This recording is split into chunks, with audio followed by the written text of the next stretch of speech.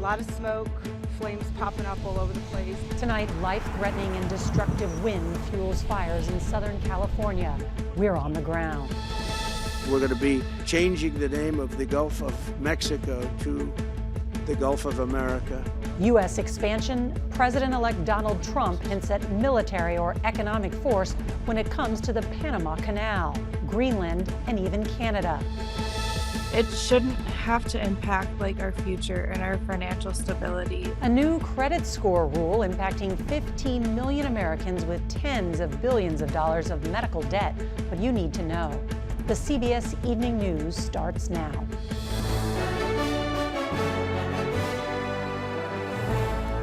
Good evening, I'm Nora O'Donnell. I want to begin tonight with an emergency situation developing in Southern California. An explosive fire burning out of control, and it is being fueled by a life-threatening windstorm. These powerful Santa Ana winds with hurricane-force gusts as high as 80 miles per hour and climbing. Now, that is combined with what's been an 8-month dry season and hardly any rain. Firefighters are now dealing with blowtorch conditions. The Palisades fire has exploded in just hours. To listen to this, more than 1,200 acres. That's according to CAL FIRE. So this fast-moving wildfire broke out today, prompting evacuations in the Pacific Palisades. That is a neighborhood of multi-million-dollar homes in West Los Angeles.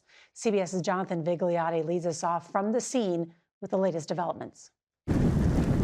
Dramatic and chaotic. In just 20 minutes, this fast-moving wildfire exploded from 10 to 200 acres, pushed by ferocious winds.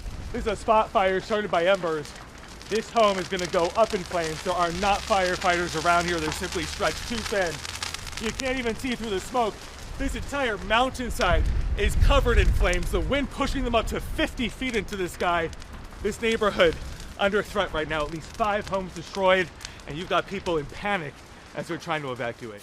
Come on, guys! That included our crew. We gotta go! As thousands evacuated, there was gridlock and frustration near the iconic Sunset Boulevard and Pacific Coast Highway. I'm just trying to go save a man's life. Many had to abandon their cars to flee. There's a lot of fire right there. That's why the people coming. Firefighters call this the worst-case scenario. Hurricane-force wind gusts pushing flames into bone-dry brush. I mean, just look how much has changed in just a couple minutes. CBS Los Angeles reporter Amanda Starantino was on the balcony of a multi-million-dollar mansion. The heat is coming right against you. The smoke is billowing towards us. You can see this fire burning behind us right now. My colleague Carter Evans lives in one neighborhood under threat. I'm in the back of this home trying to help the firefighters here. They asked me for help because he couldn't get over the gate. So I'm trying to get the flames out. I'm at the end of the hose. Looks like we got most of this hillside. Southern California has seen back-to-back-to-back fires. This one just 10 miles away from last month's fire in Malibu. In November, fire destroyed more than 200 structures 30 miles north of here in Ventura County. Large planes are now using the Pacific Ocean to scoop up water, a valiant attempt to fight these fast-moving and ever-worsening flames. And we've retreated to a safer location, but tonight this neighborhood is still on fire and the worst is yet to come. Wind gusts expected to exceed 100 miles per hour overnight. That's the equivalent of a Category 2 hurricane barreling down, Nora. Jonathan, this is such a dire situation. I know that you have covered so many fires. What makes this different for firefighters? What's the challenge? The roads here are incredibly narrow. It's been difficult for those crews to access the homes on fire. Then we talk about the panic of the evacuees. We were here on Sunset Boulevard. More than 100 cars, according to officials, were abandoned, and we watched as Good Samaritans got out of their cars to safely direct those evacuees out of harm's way. A long night ahead tonight, Nora. All right, thinking of your safety and others, Jonathan Vigliotti, thank you very much. Let's get right now to CBS's Lonnie Quinn. Lonnie, I can't believe the situation that they are going through. So dangerous. And I guess there are worse winds to come. What's going to happen overnight? Okay, the winds are going to intensify. They're right with us again for the day tomorrow. By the time you get to Thursday, I think they're going to back down a little bit. But winds make fighting a fire almost impossible. I mean, just take a look at the image you've got behind me right here. You can see they're just all being blown. This is not a wind coming in off the water, so there's no moisture. It's coming in from the land, being pushed out to the water. A bad situation right now, all right? And if you look at what the winds are doing currently, the biggest wind gust I can find anywhere is in Fremont Canyon. It's gusting right now at 80 miles per hour. And again, it's a dry wind. What happens going into your day tomorrow? That same wind gust situation remains in place. With the area shaded in pink, could have the gusts up to 80 miles per hour again tomorrow. Thursday will be a much better day. They're still going to be breezy out there, but they won't be as strong as what we see right now. And tomorrow as well, a bad situation. But right now, Nora, let's go back to you. Lonnie Quinn, thank you so much. Now to the big news with the Trump transition. The president-elect outlined his plans for expanded U.S. dominance today, explaining why, in his mind, America should essentially rewrite the map of the Western Hemisphere and even rename the Gulf of Mexico. CBS' Caitlin Huey-Burns was at the wide-ranging news conference, and she asked Trump about his controversial plans to pardon some of the January 6th rioters. In a remarkable moment at Mar-a-Lago today, President-elect Donald Trump said he wanted the United States to take over the Panama Canal and Greenland, and that he won't rule out the use of military force to do it. No, I can't assure you on either of those two, but I can say this. We need them for economic security. Look, the Panama Canal is vital to our country. It's being operated by China. The U.S. transferred operational control of the Panama Canal in 1999, and Chinese shipping has increasingly used the key trade route. The Arctic island of Greenland is a territory of Denmark.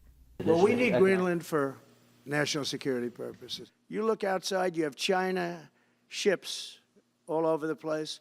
You have Russian ships all over the place. We're not letting that happen. But as Donald Trump Jr. landed in Greenland's capital today for what he called a personal visit, the Danish Prime Minister made clear that territory was not for sale. The president-elect also suggested using economic force to annex Canada, making it the 51st state. We're spending hundreds of billions a year to take care of Canada. We lose in trade deficits. Canadian Prime Minister Justin Trudeau said there isn't a snowball's chance in hell that his country would become part of the United States. Trump also said he wants to rename the Gulf of Mexico the Gulf of America. What a beautiful name. His press conference came a day after Congress certified the 2024 election. And he didn't rule out pardons for those who committed acts of violence during the last certification on January 6, 2021. Are you planning to pardon those who were charged with violent offenses? Well, we're looking at it. People that were doing some bad things weren't prosecuted, and people that didn't even walk into the building are in jail right now. So we'll be looking at the whole thing, but I'll be making major pardons.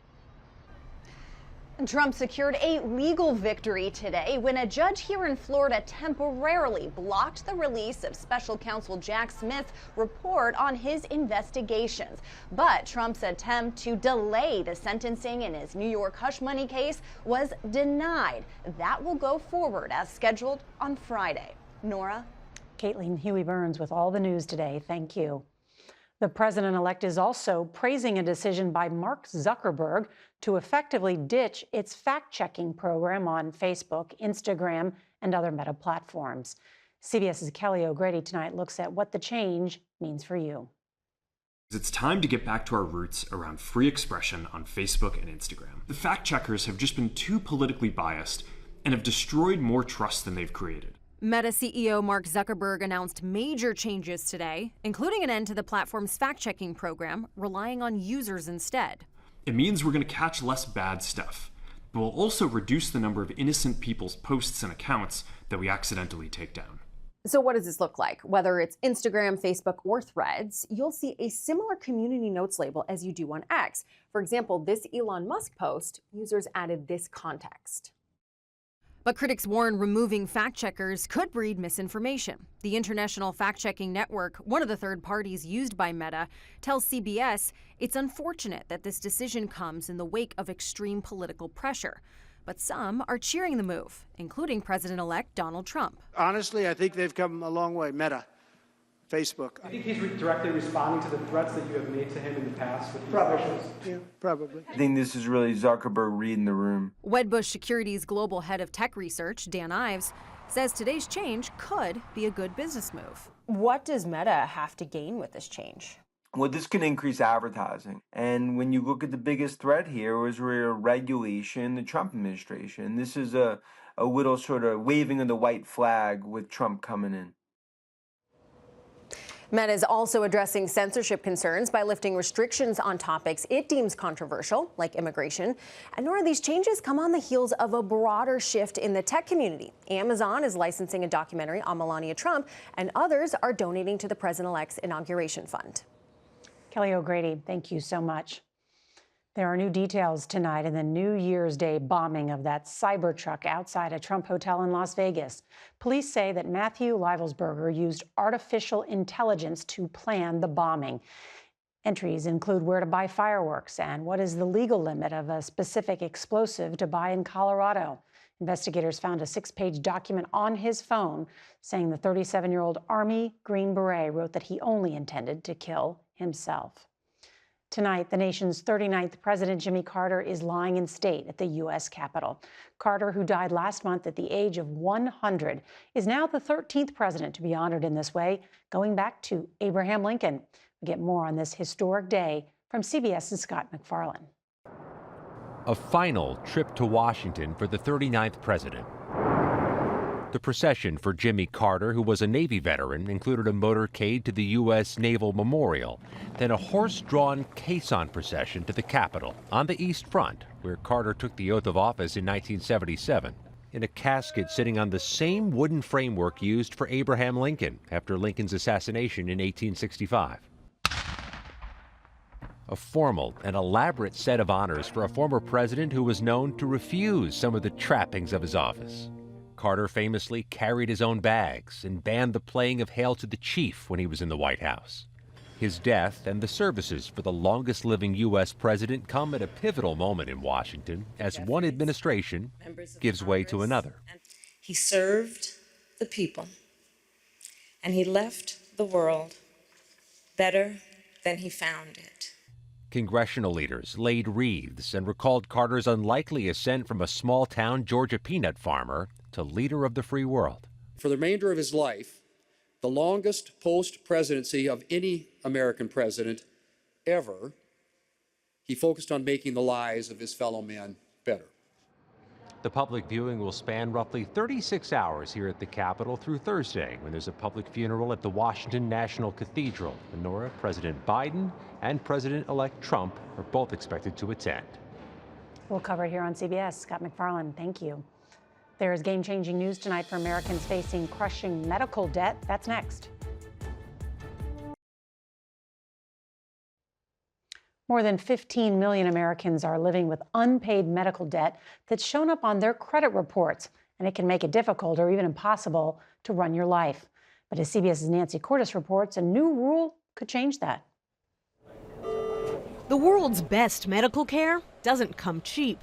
More than 40% of American adults say they're in debt due to medical or dental bills. Every credit card I've applied for has denied me. Carly Meir lives in northern Wisconsin. An emergency flight for a seizure when she was 18 left her $100,000 in debt. Her credit score is still below 500. My husband and I are first-time home buyer. Well, he was a first-time home buyer. When they ran my credit, they're like, you can't even be on the loan. All that is set to change due to a new rule just finalized by the Consumer Financial Protection Bureau. The rule will prevent the 3 credit reporting agencies from including past due medical bills in credit reports. CFPB predicts the move will lift the credit scores of about 15 million Americans by an average of 20 points. Medical debt does not predict whether you are a high-risk person to lend money to. CBS medical contributor Dr. Celine Gounder. This is not people being irresponsible, going out shopping with their credit cards, spending more than they can afford. These are situations of life and death oftentimes. Meir is hoping she'll finally qualify for a car loan. Her 3-year-old son has Down syndrome and sees a specialist 2 hours away. I will admit, when I got the message today, I did get a little teary-eyed. I'm honestly in shock that it has happened, and I'm very grateful that it has happened. The rule is set to take effect this spring. The banking industry, though, insists it's going to hurt borrowers by giving them access to more credit than they can afford. And GOP lawmakers are urging President-elect Trump to reverse all of these last-minute Biden rules and regulations. They say it's government overreach, and so this is not quite a done deal yet, Nora. But medical debt, a big issue. Nancy Cordes, thank you so much. Eye on America is next.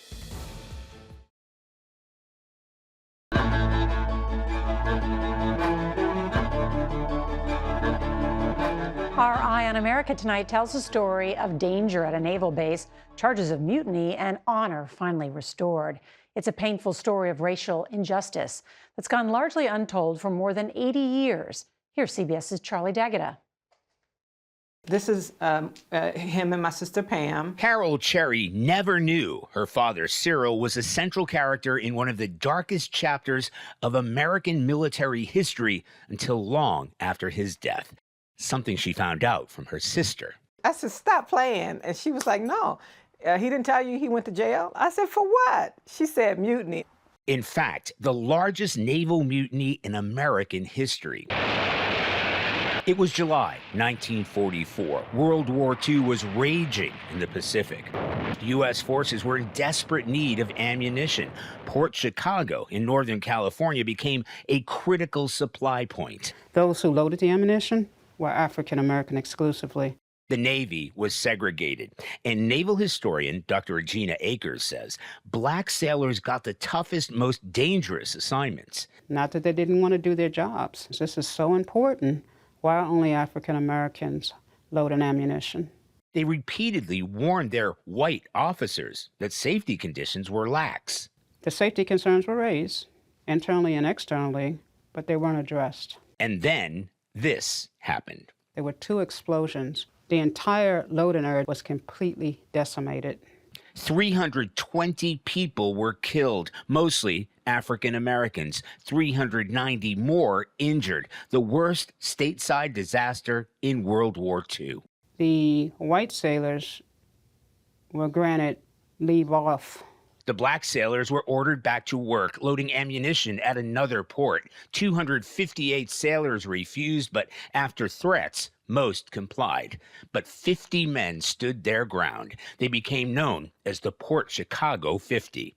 They were charged and convicted of mutiny in a mass summary court-martial, sentenced to hard labor, including Carol Cherry's father, Cyril Shepard, sentenced to prison for almost 2 years at the age of 20. He didn't have a blemish on his record until this happened. He was commended for his bravery after the explosion. 80 years later, Navy Secretary Carlos Del Toro exonerated the black sailors. They took the right course of action by denying to go back to work under similar circumstances. Yet they lived and died with this dark cloud. And that's the unfortunate part about this. And I pray that an exoneration will bring peace to their souls and bring peace to their family members. In July, Carol Cherry was presented with a flag at a memorial ceremony at Port Chicago. I am so proud of that flag. It now sits on her shelf, a shrine to her father. And I thank my pop for what he did. I'm so proud of him, and I'm so happy for where we are at this moment. I wish he was here to see it. And wishes she could tell him justice was finally done. And the Navy now says her pop was a hero.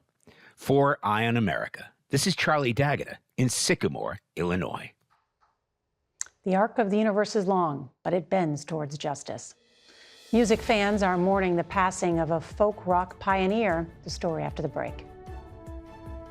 This portion of the CBS Evening News is sponsored by Freshpet. It's not dog food, it's food food. We end tonight by remembering a pillar of American folk music. Peter Yarrow of the legendary group Peter, Paul and Mary has died. And brought him strings and sealing wax and other fancy stuff. Sing it with us, up the magic dragon. In 1963, Puff the Magic Dragon, a song some believe to be about drugs, became one of their earliest hits. Now, Yarrow said it was actually about outgrowing the playthings of childhood. The inspiration for the song came from a college acquaintance who fell out of Yarrow's life. After searching for many years, Yarrow finally tracked him down and shared half the songwriting credit with him. Peter Yarrow was 86 years old. Such a memorable song. And that is tonight's CBS Evening News. I'm Norah O'Donnell. Good night.